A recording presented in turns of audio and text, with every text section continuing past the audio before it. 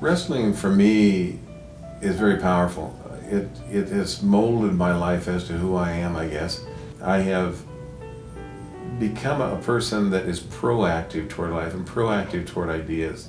So many people talk about what they want to do, and yet do they really take the steps to do that? They don't believe in themselves, and we learn those things when we're young.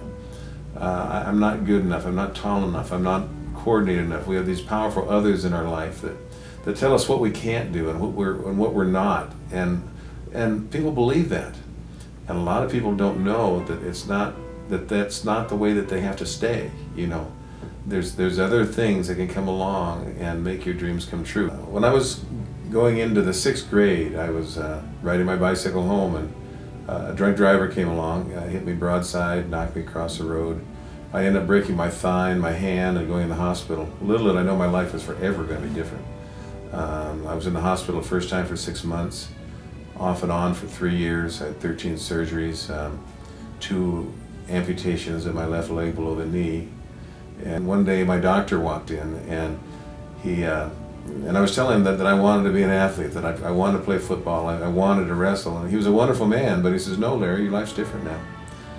And he said, "You're not going to play football, you're not going to wrestle, you're not going to climb ladders." Inside, I just had this powerful emotion, like, no, I will do that.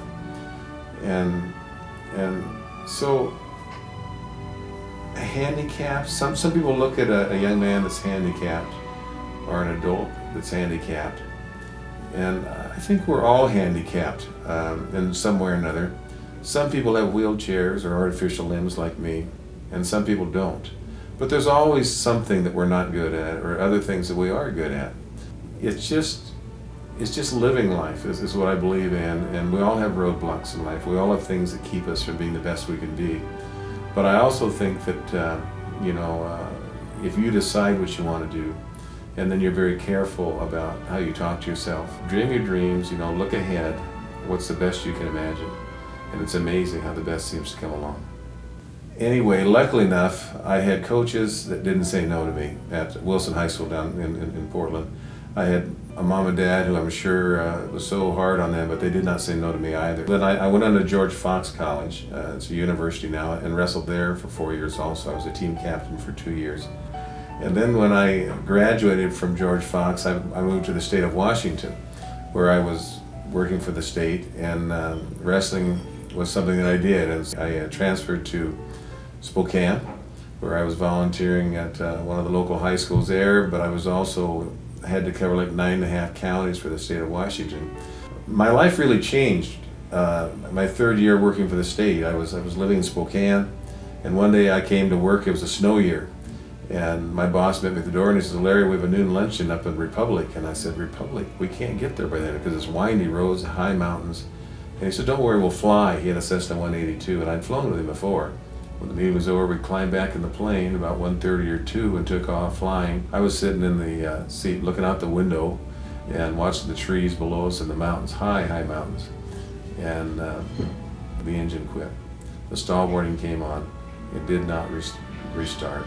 The pilot was trying to start the engine, and it never restarted. We ended up crashing on the highest mountain peak in northeastern Washington. And when I got out, I was dressed much like I am today. I was up to my waist in snow, and lots of snow. I could see to the horizon in every direction that we looked. It certainly changed my life.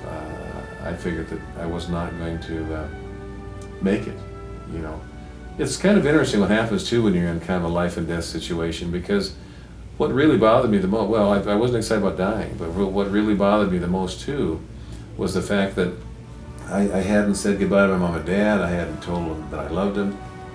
We never tell our friends why we like them. We just kind of do stuff with them. And I learned a lesson since then, to let people know how you feel about them. From there, I, of course, returned to college at Central Washington University, and then my first job coaching in the high school arena, really coaching. I was a head coach up at Omak High School. And as a coach there, I had a very successful program, but I also knew that I needed to get them involved in the international arena.